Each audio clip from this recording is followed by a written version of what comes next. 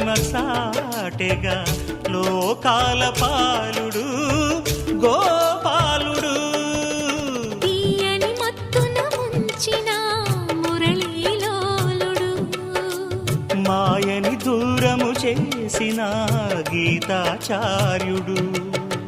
కనుకనే అతని కథ తరములు నిలిచె కదా, తలచిన వారియదా తరగని మధుర సుధా.